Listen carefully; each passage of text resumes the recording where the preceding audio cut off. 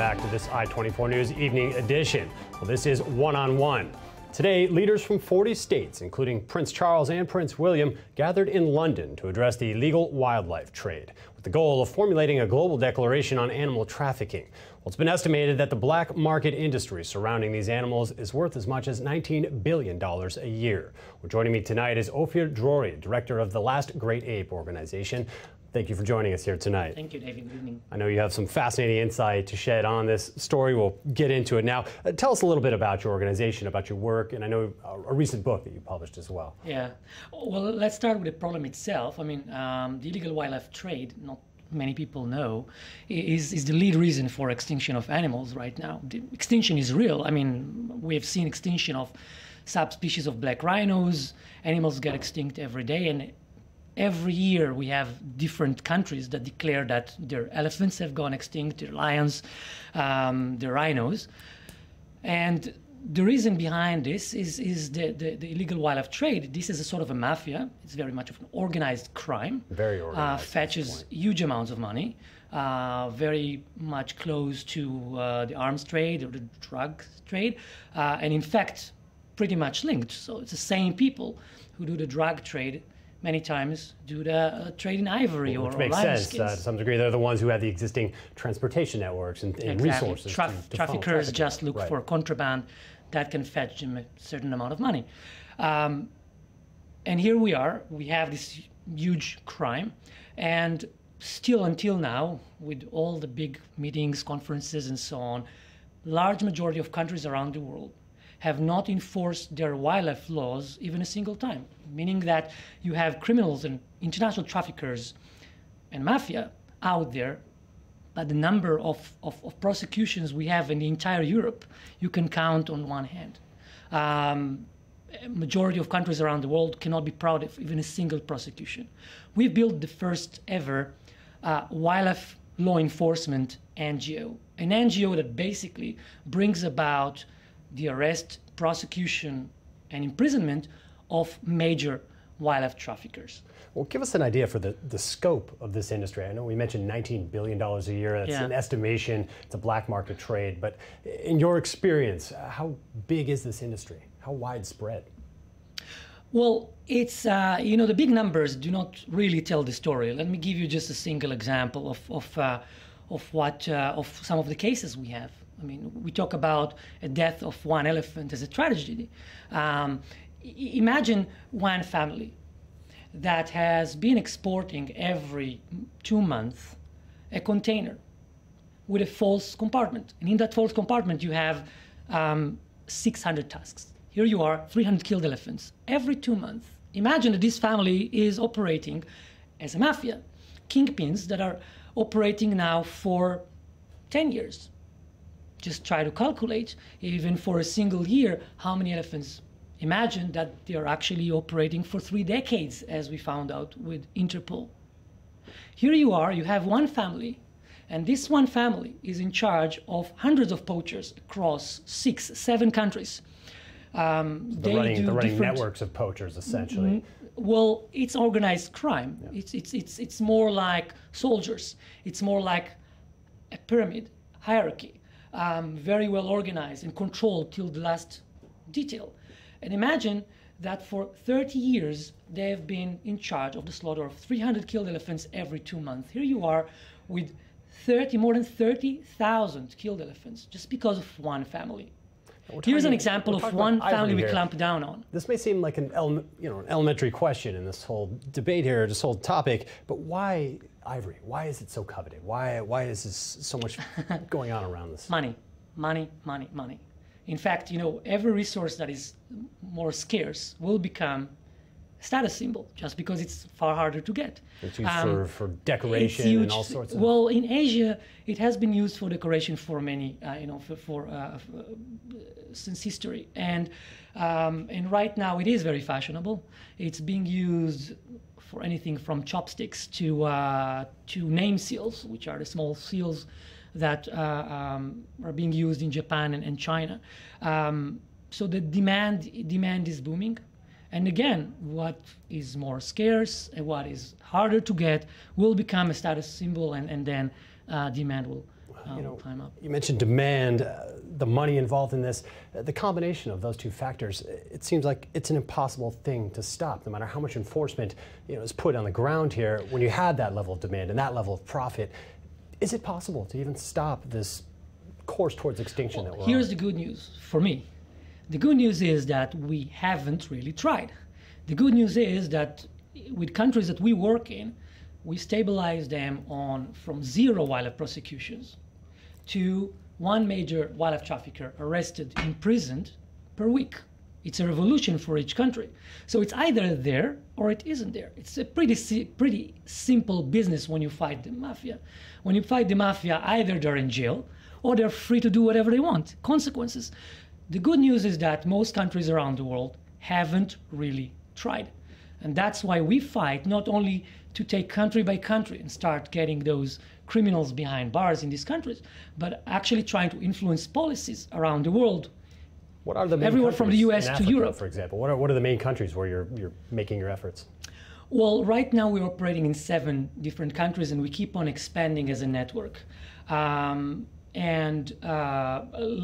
is the organization that started all this, and we are now expanding into a network that is called Eagle Network, and it keeps on expanding. So in West Africa, in Central Africa, and in East Africa, we have different countries that started doing this revolution. So either we have a country like Cameroon or Gabon or Togo that started enforcement and now gets, with us, every single week, 1 major trafficker arrested, put in prison. We take corrupt officials in prison. We take big mafia people in prison. We take big businessmen, well-connected, well-protected, in prison. Either it happens, or you have neighboring countries where it never happened, no one ever went to jail, and illegal business is flourishing. Well, now you're talking about going up against organized crime, armed poachers, this type of thing. Inherently, danger is a part of what you're up to out there. How dangerous has this been for you and your team? What kind of incidents have you faced? Well, of course, I mean, all our teams in each country are composed of the natives of the country, Cameroonians, Gabonese, African people that are fighting for their own wildlife.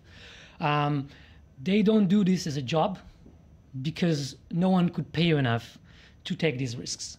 There is no week that passes without one of my men not being threatened.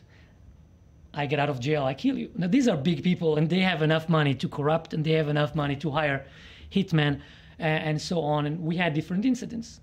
We have 4 different departments in what we do, or 4 different efforts. The first is investigation. We activate undercover agents. They work with hidden cameras.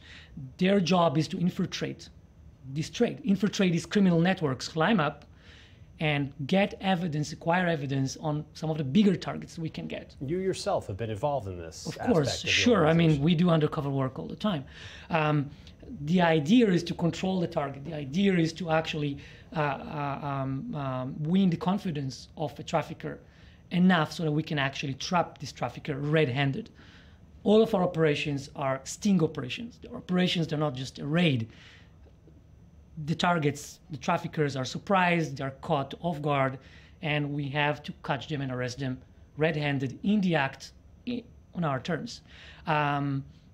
So after the investigation, we have the operations team. The operations, we do have our team working together with police officers, different authorities to actually apprehend and arrest these targets. Then we have a legal team. What kind of punishments? Speaking of legal here, as you get to, what kind of punishments are being laid down on these criminals? Well, it differs from country to country. Some countries have 2 years imprisonment. Some countries have 3 years imprisonment. Kenya now instituted life imprisonment. But there is a huge gap between the law and the application of the law. So the big problem that we have is not that a trafficker will spend only 1 year as opposed to 5 years. It is that the risks of being caught are so low that it doesn't really matter. The kind of people that we manage to get arrested are people that have not imagined they will even see the inside of a police station. These are people who are well protected. Above the law. They're above the law. They are respected in their communities, wealthy, far more beyond their environment. And therefore, spending even 2 months or even a week in prison is a traumatic event and actually have quite a strong effect and quite strong deterrent if at all they'll have this risk of getting to jail. The deterrence factor here as well, Yeah. Arresting them, putting them in jail. What about some of the public displays we've seen by foreign governments? Recently, China grinding tons of elephant ivory in public display. Do you think that that's an effective method of deterring this trade, or is it a worthless waste, essentially, of the ivory? No, in fact, well, let's put it this way. What drives these animals to extinction is price tag. Our enemy is not just poachers or traffickers. Our enemy is greed. The only way for us to fight greed is definitely not to satisfy and say, hey, have more, ask for more. In fact, when the ivory ban was instituted, there was a huge decline in the 80s, in the late 80s. There was a huge decline in poaching. Businesses started dying. Here we enter the politics of ivory, and therefore I talked about the realities of the criminal world. Now we have the politics that feeds into the criminal world. When we got a big, huge trafficker arrested, a kingpin arrested in Togo recently, we actually recorded him explaining that his business is right now in a bit of a slow, but don't worry, because there's some talks in some international meetings about reopening the ivory trade. So he is in it because he knows that something's going to happen and it's going to boom. So in fact, it talks about the reopening of the trade in ivory, greed and lobbyists of industry that have infiltrated into international meetings that are supposed to be conservation meetings, basically representing this greed fed into the criminal world, giving it a lot of hope that resulted in this spike of poaching and trade that we see today. Well, I know you're facing the dangers of the poachers, the crime, the criminals here essentially, but there's a lot of wildlife involved in this as well. I know you recently survived an attack by a crocodile in Ethiopia. Ironic if you think that we are actually trying to protect crocodiles, because there is a flourishing trade in crocodiles in many countries, actually becoming a big problem. Yeah, a big part of my life, my drive of being an activist and fighting these fights and trying to protect heritage in Africa, both human and wildlife, my drive comes from years of adventures in the African bush and the courage that we need for this fight, and standing up to big politicians that many times are the criminals themselves, comes from these kind of adventures in the front lines in the bush. And recently I've taken a vacation in Ethiopia, trying to charge my batteries, find more adventures, get encounters with tribes that live in remote areas and wildlife. And that's what I got. I got a huge adventure. You got an adventure, yes. Survived an attack by a 3 meters crocodile, and he got my leg in his mouth, and I managed to fight my way out of it. A rare story. Survived someone who can live to tell that story. Wow. Survived 2 days on the river in order to get out of the river, and actually got out of it and got my 2 legs. Amazing. We touched on the demand here. This cultures that have high reverence for ivory. I know China, Japan, the Philippines is a big place where a lot of this ivory is being shipped.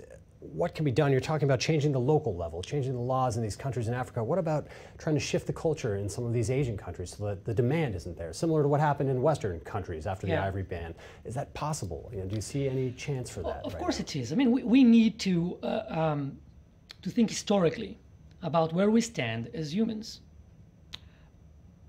Let's not forget it was a huge demand for slaves. Slaves was flourishing business that benefited groups and big parts of the world, and it wasn't the economic interest that stopped slavery. We stood up and we said, this is something we want to make, to put in the past, and this is something that we would not want to have. Not because it's not profitable, not because it's not convenient to different parts of the world, but because we decided that we need to make sure that we keep our values and we stand for that. This is very similar, so I do believe that it's not by nice words that we will change or satisfying demand that we will change behavior in China and Japan. We need to close the trade, and we need to make sure it doesn't happen. And therefore, people will not find it and will say, this is completely illegal, it's criminal, people get to jail. If I'll be found with this artifact, I'll go to jail. Thank you very much for being here today and shedding some light on this topic that's obviously getting the attention of many people worldwide. Thank you again, Ofir Drori, for being here. Thank you. And thank you for being with us here in the evening edition today. We'll see you next week here at the same time.